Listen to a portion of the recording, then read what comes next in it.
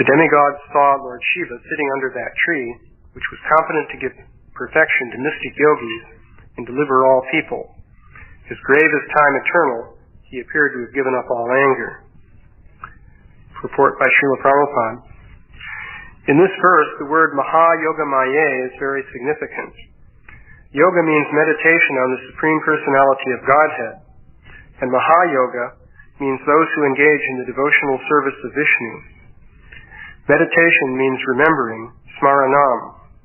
There are 9 different kinds of devotional service, of which smaranam is one process. The yogi remembers the form of Vishnu within his heart.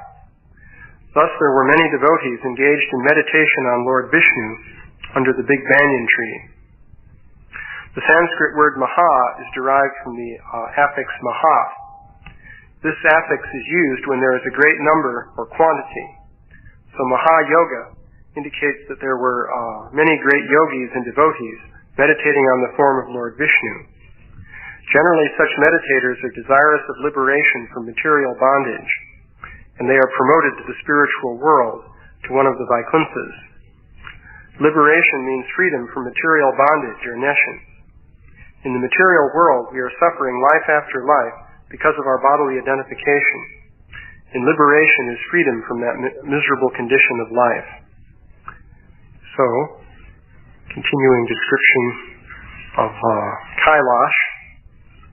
The demigods, of course, are coming to try to placate Lord Shiva, who had destroyed the sacrifice of Daksha. So Lord Shiva was sitting under a banyan tree 800 miles high. So, this gives you a hint as to the nature of this place called Kailash. Obviously, the whole place must be built on a larger scale of size than the world as we know it. It's not that just this one banyan tree would be so big and everything else would be of normal size, because then it would sort of be out of proportion. So, actually, everything there is quite large from our perspective. And we may think, well, this is very fantastic. Obviously, you can't believe that. Or you could only believe that if you're brainwashed or something of this nature. But, actually, from the point of view of common sense, such things are possible. We have examples of great differences in relative size, which are immediately visible to us. For example, consider the ants that you see walking along on the sidewalk. You can see that they have a very orderly society. Typically, the ants will be running in little sort of ant highways. It is said that they have a special chemical. The name for it is pheromone, which they use to mark their highways so that they can travel along them in an organized way. So, consider the difference in size between an ant and a human being. So the human being is absolutely gigantic compared with the ant. And it seems quite likely that the senses of the ant can't really appreciate the human being. Probably an ant has no idea what we are really like. Perhaps when a human walks by, the ant hears a distant thundering sound and feels some vibration. Something like that. Or it may smell some frightful odor or something of this nature. They have a very sensitive sense of smell.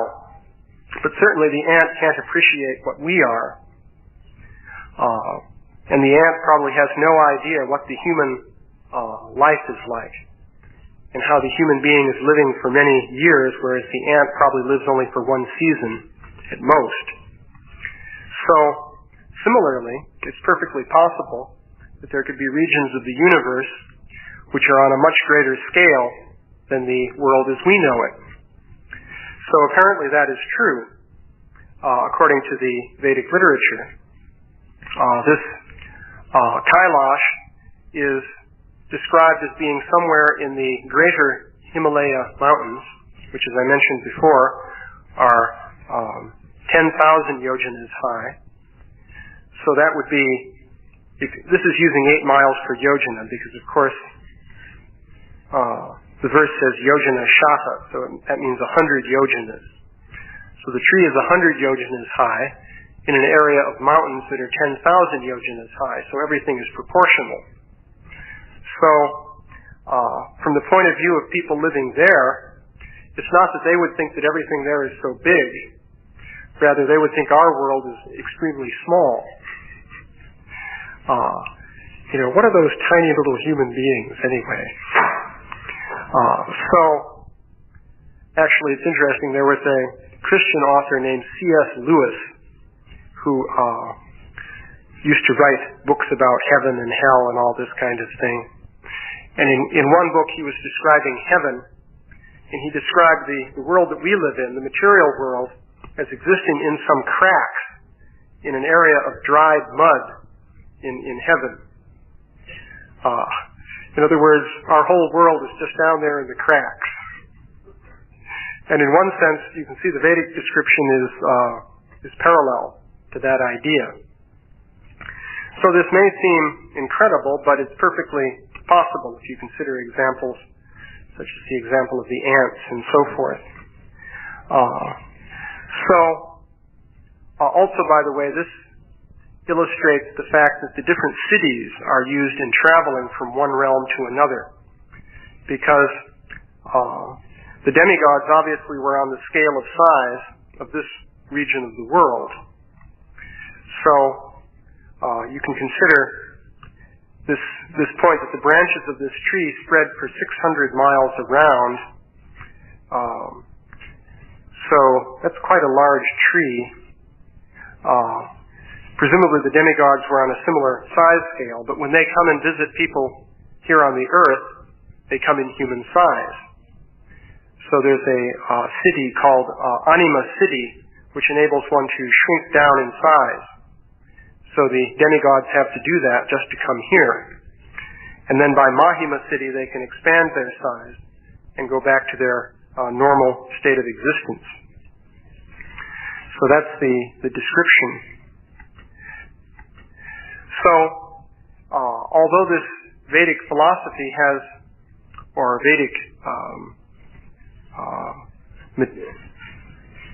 teachings have many aspects that seem incredible from the point of view of our ordinary experience, one point to make is that the Vedic philosophy is very consistent and that it makes sense. I think this is an important point, because someone may say, well, you're just believing some incredible, fantastic thing. Well, you can find many books full of incredible, fantastic things. For example, there's the genre of channeled books. You can find dozens of them at any nearby New Age type bookstore. And basically they're full of fantastic things, but if you read through some of these books, you'll see that it's all gobbledygook. It doesn't make sense. Whereas the Vedic philosophy does make sense. In fact, it is superior in that respect to practically any other philosophy or system of religion in the world. I would suggest that that is an objective fact that you can verify by making a comparative study. That's, of course, a whole elaborate project. But I think it is significant that this philosophy does make sense. And one way to illustrate how much it makes sense is to consider what happens if you begin meddling with it and altering it. Then you see that it ceases to make sense. So I thought I would speak today about one illustration of that, and this has to do with the famous issue of the origin of the soul. So just to illustrate what happens when you meddle with the presentation that Śrīla Prabhupāda made of this philosophy. So it is said that in Vedic literature, that the conditioned souls are nitya bada, which means eternally conditioned. Nitya means forever or eternal, and so on. The word anadi is also used, which is beginningless. So the question can be raised of what does it mean to say that the spirit soul is conditioned eternally or without beginning. So one way to look at that, which I've been hearing about recently, is that, well, actually, beginningless means that literally there was never a time when the spirit soul was not conditioned and within the material nature. Spirit soul has always been within the material nature. There was no beginning to this.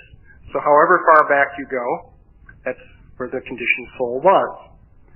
And that's it. So, that's one way to look at it. Śrīla Prabhupāda said something a bit different. This is one statement that Śrīla Prabhupāda made. Since no one can trace the history of the living entity's entanglement in material energy, the Lord says that it is beginningless. By beginningless, it is meant that the conditioned life exists prior to the creation.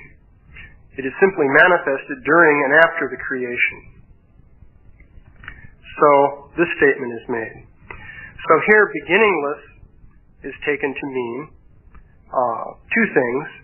You can't trace out the beginning of the spirit soul's entanglement in the material energy, and it dates back to before the creation. Well, those two things sort of go together, because certainly if something dates back to before the creation, then you're not going to be able to trace it out. So those two things are consistent. Now, this idea makes sense in terms of the Vedic conceptions of time, because in fact, time in the Vedic literature does not consist of one infinite timeline, but it consists of many separate chunks of time. Each one is marked in the beginning by a creation of a universe, and it's ended by an annihilation of that universe. So when the universes aren't manifest, you have a situation in which material time is not active.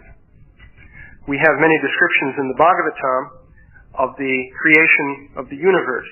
The first stage of creation is that Mahavishnu glances over Pradhan, and he introduces the time factor, or he enters into it as the time factor. Krishna says that I am time in the Bhagavad Gita. So the time factor is the activating agency which sets the modes of material nature into action. In the Pradhan state, the modes of material nature are not active, and nothing is happening. So their time is suspended. So Krishna or Mahavishnu enters as time, and things begin to happen. So then the elements are created, one after another, and then the universal globe is formed, and then Vishnu enters into the universal globe as Garbhodakshai Vishnu. Brahma is produced from his navel. From Brahma, different generations of beings are produced, and this goes on for a long period of time, but finally there comes the annihilation. Brahma dies. The elements are absorbed back into one another and finally into the primordial state of Pradhan, and everything goes into the body of Mahavishnu. And that's the end of that material manifestation. Then later in spiritual, eternal time, Mahavishnu will again create. So this goes on eternally, but you don't have unbroken eternal material time. Material time exists when universes are manifest, and then it ceases to exist when universes are annihilated. So the very idea that the soul has been eternally in the material nature, in the sense of existing on a timeline that goes back forever, that doesn't even fit in with the whole description of the creation of the universes in the Vedic literature. So that's one point, that what Śrīla Prabhupāda is saying here actually makes sense in terms of saying what it means to be beginningless. Now, another aspect has to do with the whole meaning of the spirit soul's existence. If you say that the spirit soul, let us say, has without beginning been within the material energy, then practically you're saying that the spirit soul is material, in the sense that it may formally speaking, be spiritual, but it has never acted spiritually. It has always acted materially in the context of material conditioning. There has never been anything else in the experience of that soul. So, in effect, the soul becomes material. It's only formally spiritual. And then one has to think that something that for eternity, without a beginning, has been existing in materially conditioned consciousness, now today is going to become liberated from that and is going to enter into spiritual consciousness for the first time ever. And that becomes a little bit not plausible. How is it that something that has eternally been conditioned materially is now going to suddenly do something totally different? It's going to enter into a spiritual state. So, Śrīla Prabhupāda has given a different account of what happens with the spirit soul. And what I would argue is that this makes sense, whereas the idea of the soul eternally in the materially conditioned state and then becoming liberated doesn't really make sense.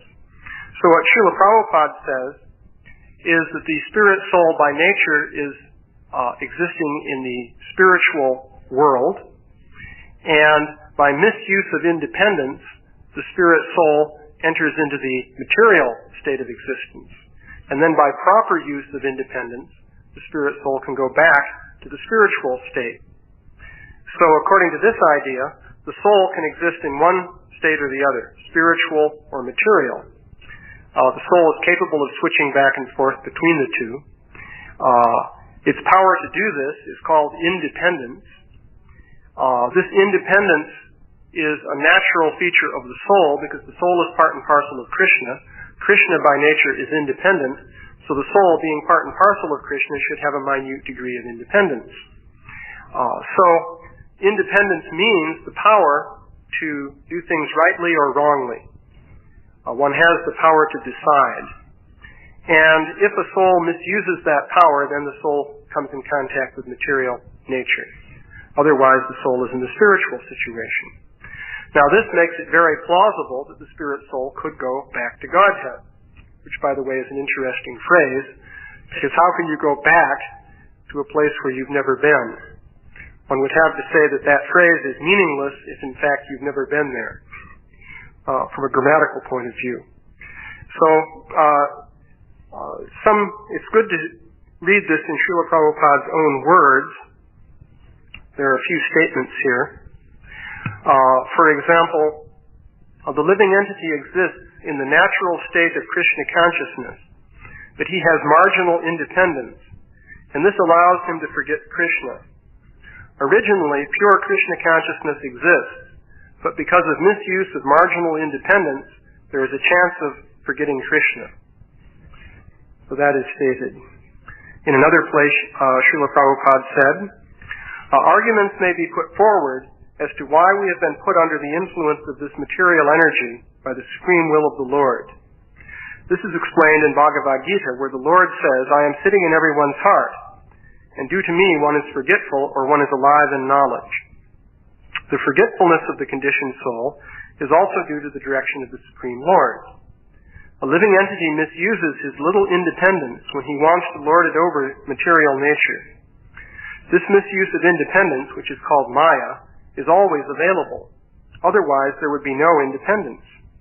Independence implies that one can use it properly or improperly. It is not static, it is dynamic. Therefore, misuse of independence is the cause of being influenced by Maya. So here you have an explanation of a cause and effect. Why are you influenced by Maya? Well, it's due to misuse of your independence. According to the idea that you've eternally been in the material world, if you say, why are you under the influence of Maya? Well, there's no answer to that question because you've always been under the influence of Maya. So there's no question of that being caused because it's always been there. Here's another one. The spirit soul, the living entity, has no death, for he is eternal and inexhaustible. Being free from material contamination, he can go anywhere in the material or spiritual world. He is fully aware and completely different from the material body. But because of being misled by misuse of his slight independence, he is obliged to accept subtle and gross bodies created by the material energy and thus be subjected to so-called material happiness and distress. So, this makes an interesting point. The soul by nature is fully aware. So you can say, well, if the soul is fully aware, why would the soul do something foolish? Well, independence is there. So even if you're fully aware, you can misuse your independence. Then again, the conditioned state is caused by the misuse of the individual independence of the spiritual platform. For this separates the living entity from the association of the spiritual energy. So that means there's separation. The soul must be connected with the spiritual energy, and then due to this misuse of independence, there is a separation. Now, there's an interesting point about the question of whether or not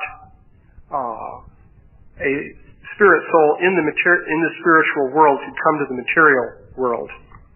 There's a conversation in which Śrīla Prabhupāda made a very clear point about that. A devotee named Bhakti Jana asked, when the souls that were never conditioned at all, do they also have the independence? He asked. Prabhupada said, yes, but they have not misused.